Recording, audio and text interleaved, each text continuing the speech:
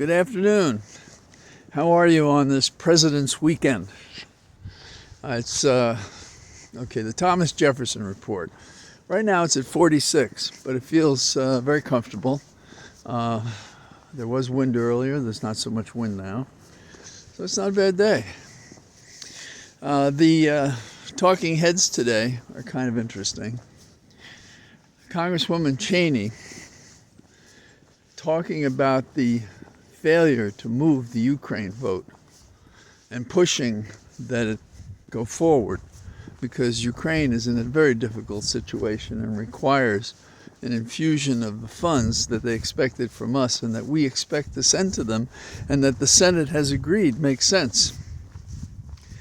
So Cheney said something pretty interesting, and that is that the Speaker should do the right thing even at the cost of losing his job as the Speaker. And that makes sense to me. He's probably already had enough aggravation. Wouldn't it be nice to go out doing the right thing? Because I think down the road, what we're going to see is Trump is not going to make it to the White House if he does get the nomination, and that Biden will. And because they have taken this hard ahistorical line, meaning going back on the history, the bipartisan history of looking with suspicion upon Russia and its motives, and having the recent history of them invading another country and now killing a protester, someone in opposition to him. How are the Republicans in line with the entrails of their history? I think they're not. I don't think America is ready to go in this direction. There is a minority, in my opinion. It's a big minority. I don't know if it's 30% or 40%. But at some point, and this has gone on long enough, that the sunlight cast by all the various folks who know this is not in line with American values and history are speaking and defining what's wrong with the Republicans, how they've lost their way in a way perhaps they have never lost before. And so I think in the end, this can cost the Republicans the House and the Senate. We know from history, beware the party that gets the White House and the Congress at the same time, because then they fight among themselves. But better that than do nothing, absolutely nothing. And it's kind of brought together by Cheney's attack on Republicans, particularly the Republican Speaker, the head of the conference, who has within him the ability to take Republicans and the Democrats joining them to do something good, to defend Ukraine against the war criminal Putin. So there's that. Now let's stay on this thing about Putin a little bit. Navalny's body, and Navalny, you may remember, he's the man who has resisted and opposed Putin for some time. He's been poisoned twice, and he died when he went back to Siberia to the prison camp. His body has now been seen. And in the morgue, where they looked at it and photographed it, they found him bruised in the head and all over the chest. Now, normally when you report something that you've read, I guess, or know, you don't say, what do you think that means? What do you think could cause him to be bruised in his head and his chest? Now, we haven't had the autopsy yet. That they beat him to death. Now, they have a story about it. The Russian authorities claim he had seizures. And when they were trying to control him in the seizures, that's where the bruises came for his body and his head. So what do you think? Do you buy that? I don't. The autopsy should put to rest, based on the injuries inside of him, and perhaps chemicals, if it's an honest autopsy, what happened. But I think we can assume he was killed. And this is a month before the election, and I don't know if the Russian elections even approximate a real election, but if they do, maybe they were afraid of there being too many votes for him, but maybe they can do write-ins. Now, what else could Russia do to intimidate its citizens to react to the death of Navalny? Well, they have arrested 100 people who have protested and expressed their support for Navalny's position and against the war in Ukraine. But another interesting thing happened.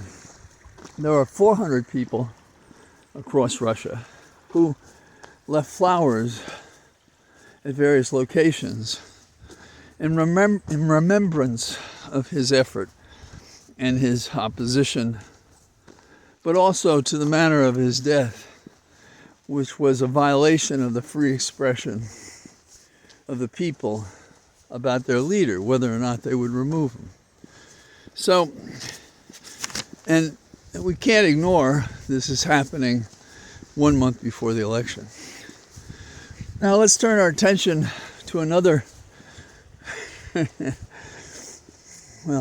dictator, if you will, or wannabe dictator, to Trump. Trump is now, and this is ironic, he's the sneak trying to sell sneakers so that he can use the money for his defense and his campaign.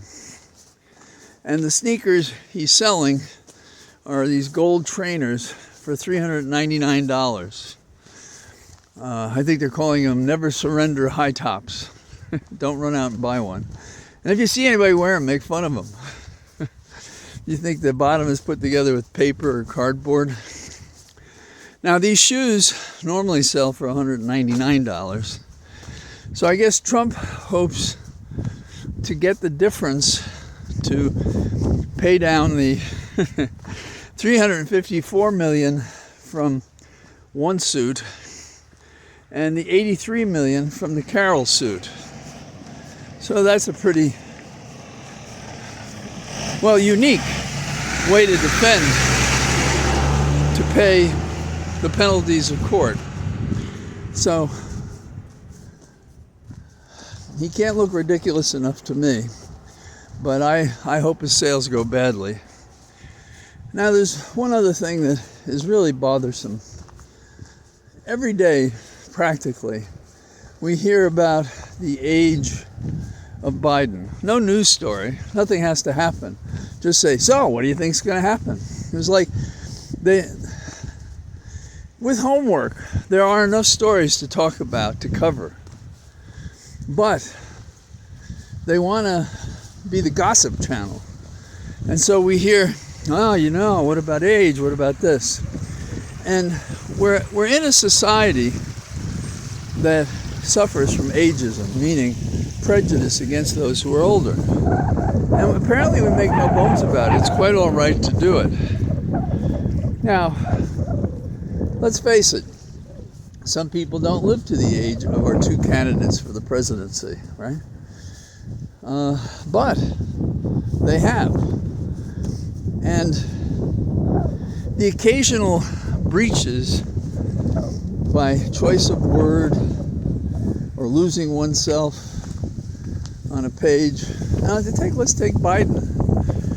What hours do you think he keeps?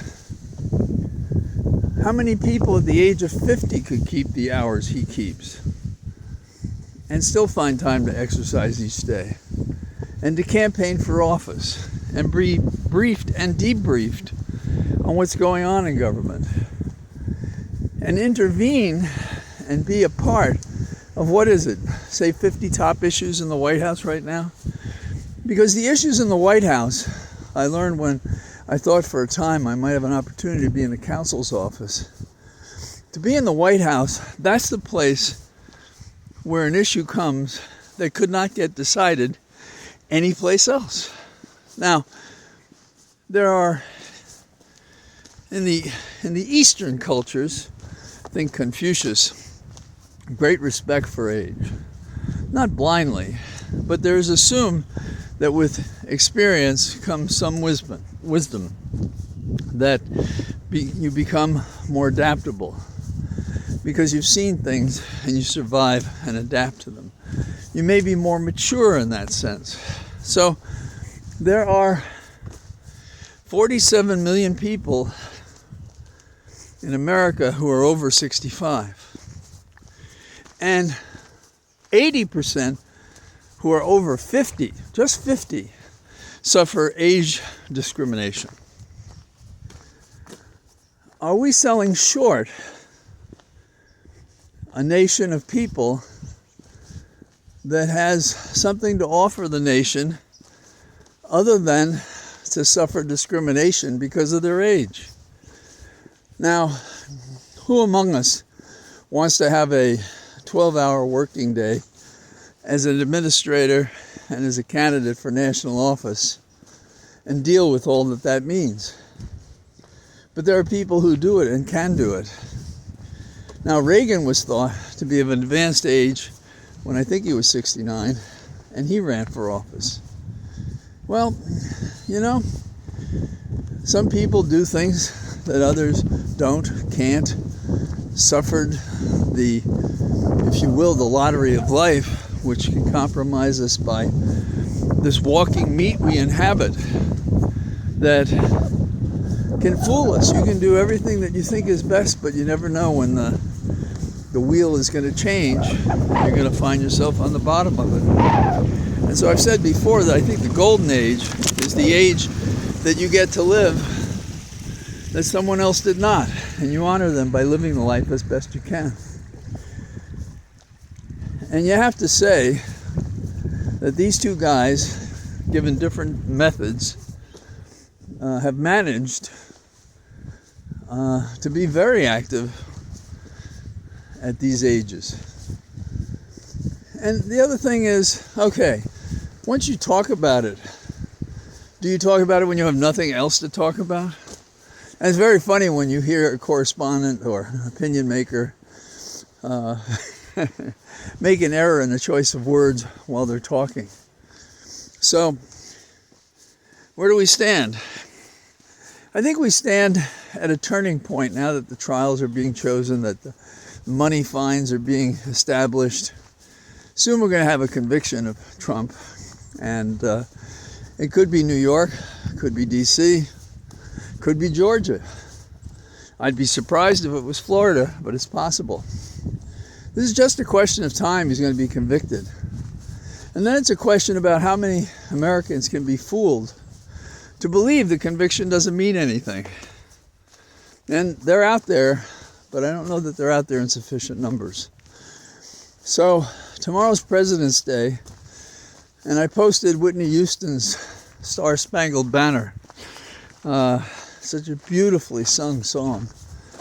Because I think we're going back to the Republic, and that her song makes more sense now as we work toward that goal than it has for some time. When Trump was in the White House, I refused to say the Pledge of Allegiance. I have said it since Biden has been in the White House. I do not say under God when I say the Pledge of Allegiance, because our government is a civil government. It does not choose any religion.